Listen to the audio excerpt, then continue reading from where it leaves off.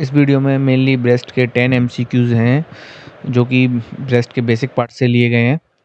पहला first question है, choose the correct column for the lymphatic drainage of breast along vessels.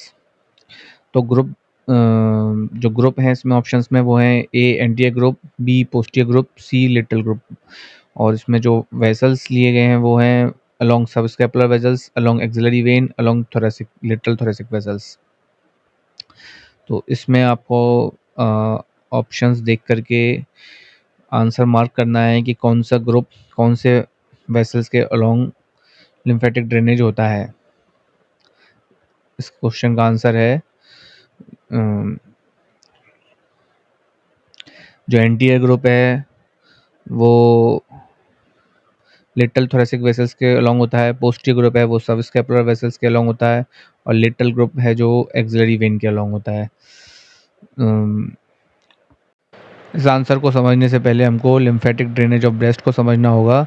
Lymphatic drainage of breast जो होता है वो उसका क्लिनिकली काफ़ी इंपॉर्टेंस है, क्योंकि सीए ब्रेस्ट के पेशेंट्स में भी हमको लिम्फेटिक ड्रेनेज मालूम होना चाहिए, तभी हम नोट्स पालपेट कर पाएंगे।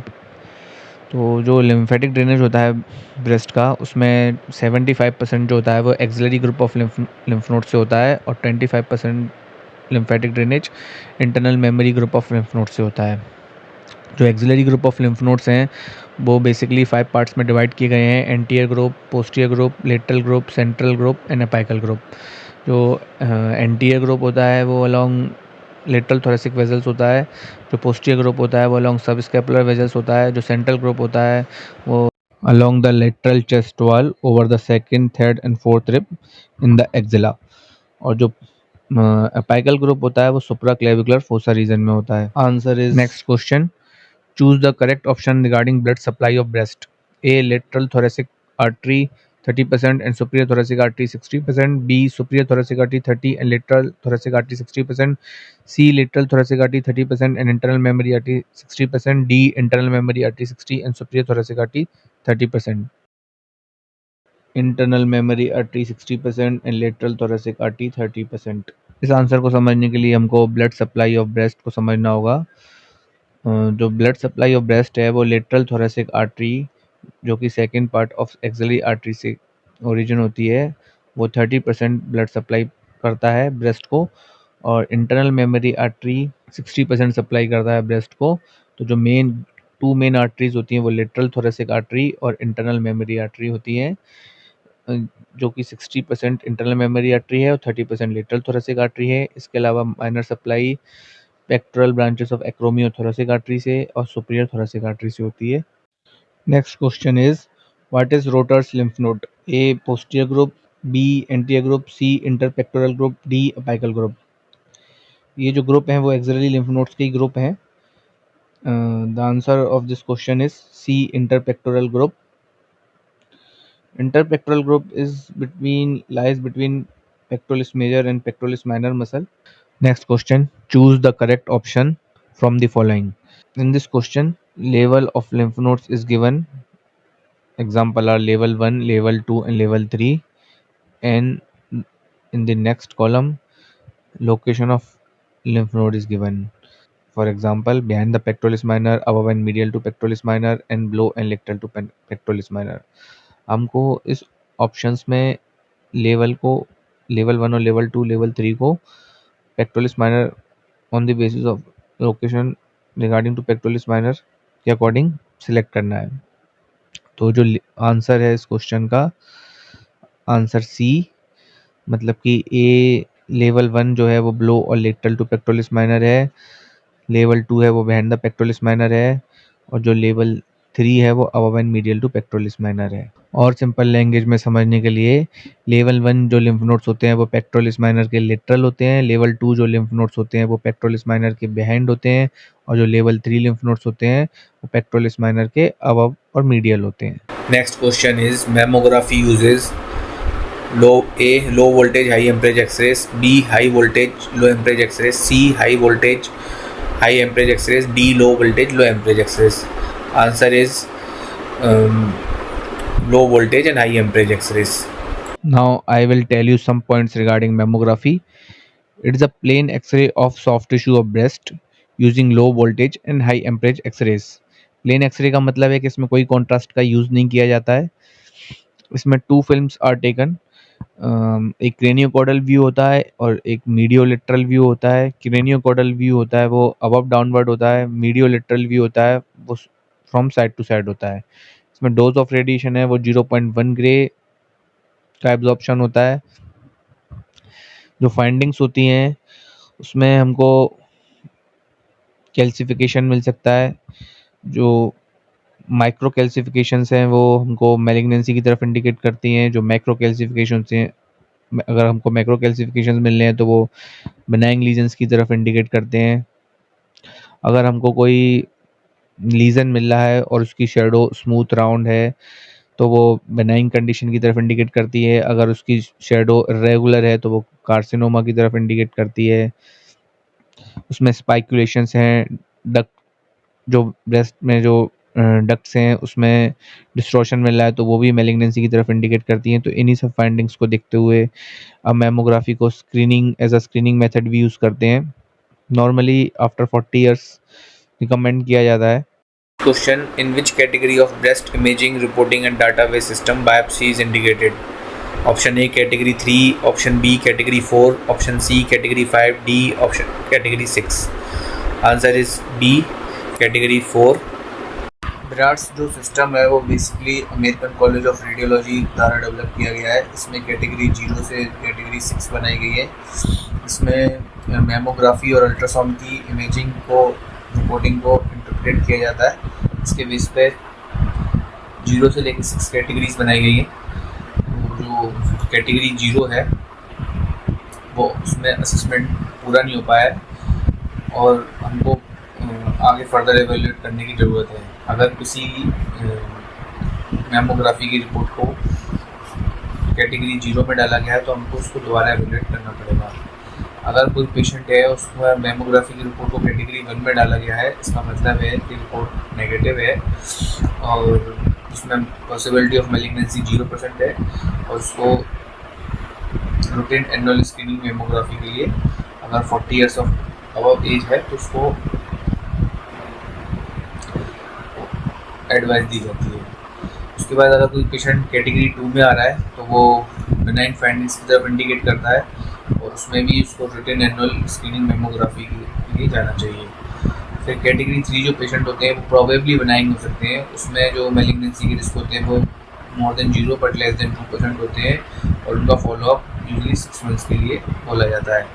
जो कैटेगरी 4 है उसको कैटेगरी 4A, 4B, 4C में डिवाइड किया गया है. जो 4 है उसमें मैलिग्नेंसी के चांसेस 2 to 10% है. 4B में 10 to 50% है. 4C में 50 to 95% है और इसमें बायोप्सी के लिए एडवाइस किया जाता है. कैटेगरी 5 है वो हाईली सजेस्टिव ऑफ मैलिग्नेंसी है और उसमें मैलिग्नेंसी की पॉसिबिलिटी मोर देन 95% है और उसमें बायोप्सी और सर्जिकल ट्रीटमेंट इंडिकेट होता है. और जो कैटेगरी 6 है वो बायोप्सी प्रूवन मैलिग्नेंसी है. Next question is fibroadenoma is aberration in during lobular development, during cyclical hormonal modification, during involution, or D during all stages. The answer to this question is A during lobular development phase. पहले हम aberration of normal development and involution of the breast को समझेंगे. It includes variety of benign breast disorders occurring at different reproductive periods in female. जो normal 3 phases होते हैं physiology of breast के वो होते हैं फर्स्ट लोबुलर डेवलपमेंट जो कि अर्ली रिप्रोडक्टिव एज ग्रुप में होता है 15 to 25 ईयर्स. सेकंड जो होता है वो साइक्लिकल हार्मोनल मॉडिफिकेशंस होते हैं वो 25 to 40 ईयर्स एज ग्रुप में देखे जाते हैं और जो इन्वॉल्यूशन एज ग्रुप होता है वो 40 to 55 ईयर्स एज में देखे जाते हैं. तो ANDI इन्हीं में बेनाइंग ब्रेस्ट डिसऑर्डर्स को इंक्लूड करता है. तो जो ड्यूरिंग लोबुलर डेवलपमेंट है उस टाइम पे जो हमको एवेरिएशंस देखे जाते हैं वो है फाइब्रोएडिनोमा, जुवेनाइल हाइपरट्रॉफी या मल्टीपल फाइब्रोएडिनोमा. ये ड्यूरिंग लोबुलर डेवलपमेंट देखे जाते हैं. ब्रेस्ट की जो एनाटमी होती है उसमें लोब्यूल्स होते हैं, ब्रेस्ट फैट होता है और लोब्यूल से डक्ट होती है जो कि निप्पल एरियोला पे जाके मर्ज हो जाती है. आगे भी हम टर्म्स देखेंगे, लोबुलर कार्सिनोमा इन सिटू, डक्टल कार्सिनोमा इन सिटू, तो उस टाइम हम ब्रेस्ट की एनाटमी को समझेंगे।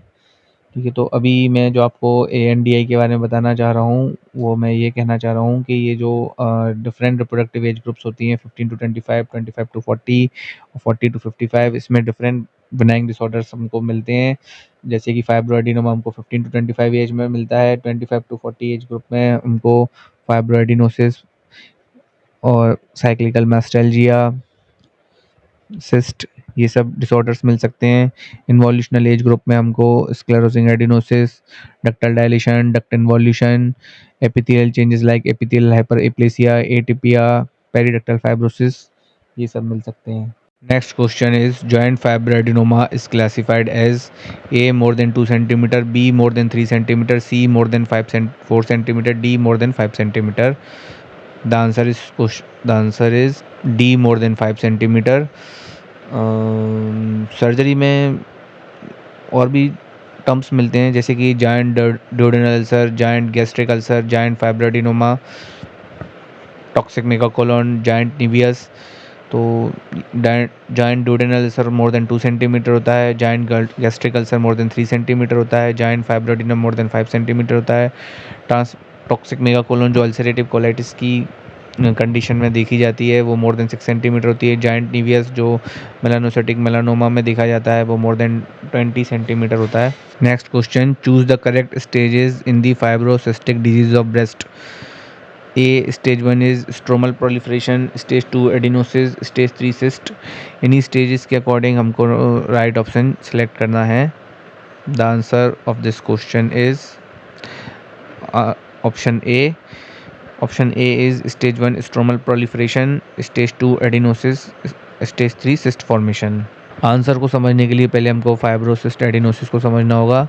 इसके डिफरेंट नेम्स भी हैं, जैसे कि fibrocystic disease of the breast, mammary dysplasia, cyclical mastalgia with nodularity. It is due to aberration of normal development involution of the breast causing changes in the breast. इसमें microscopic changes जो हैं आते हैं वो हैं स्ट्रोमल फाइब्रोसिस, स्ट्रोमा की fibrosis हो जाती है, माइक्रोसिस्ट फॉर्मेशन हो जाता है, ग्लैंड्स का प्रोलिफरेशन होने लगता है जिसको एडिनोसिस बोलते हैं, हाइपरप्लेसिया होता है। स्टेजेस 3 स्टेजेस होती है इसमें। स्टेज 1 जो होती है वो होती है स्ट्रोमल प्रोलिफरेशन, हाइपरप्लेसिया की। स्टेज 2 जो होती है वो एडिनोसिस की होती है, इसमें ग्लैंड्स इंक्रीज हो जाते हैं। स्टेज 3 जो होती है वो सिस्ट फॉर्मेशन की स्टेज होती है। क्लिनिकल फीचर्स में पेशेंट मेनली पेन की कंप्लेन करता है और ये mainly 30 to 40 years as group में देखी जाती है। पेन जो होता है वो डिफ्यूज टाइप का पेन होता है। ये मेनली साइक्लिकल मैस्टैल्जिया को इसलिए नाम दिया गया है क्योंकि इसमें पेन और tenderness just prior to menstruation देखा जाता है। इसके इन्वेस्टिगेशंस डायग्नोस करने के लिए हम अल्ट्रासाउंड, मैमोग्राफी, FNAC की हेल्प लेते हैं। ट्रीटमेंट पार्ट में mainly conservative of line of management prefer किया जाता है। इसमें पेशेंट को रीअश्योरेंस एडवाइस किया जाता है, उसको कॉफ़ी, चॉकलेट, सॉल्ट्स के लिए अवॉइड किया जाता है। जो मेडिकल मैनेजमेंट है इसमें mainly oil of evening primrose 1000 to 3000 milligram per day advice किया जाता है। टमोक्सिफेन भी हम 10 milligram BD anti oestrogenic drug advice करते हैं पेशेंट को। विटामिन ई सपोर्टिव ट्रीटमेंट में विटामिन ई एनसेड्स एडवाइस करते हैं पेशेंट को। मेनली इसमें कंजर्वेटिव मैनेजमेंट ही एडवाइस किया जाता है। Next question, choose the correct. A Tietz syndrome, costochondritis of second cartilage, B blockage of lactiferous duct, C saponification of breast fat, D thrombophlebitis of superficial veins. Answer is A costochondritis of second costal cartilage. जो other conditions हैं like blockage of lactiferous duct वो galactocele की condition में देखा जाता है। Saponification of breast tissue traumatic fat necrosis की condition में देखा जाता है। जब कभी ट्रॉमा होता है, ब्रेस्ट टिश्यू कंप्रेस हो जाता है तो उसमें सेपोनिफिकेशन ऑफ ब्रेस्ट फैट हो जाता है, उसको ट्रॉमाटिक फैट नेक्रोसिस भी बोलते हैं।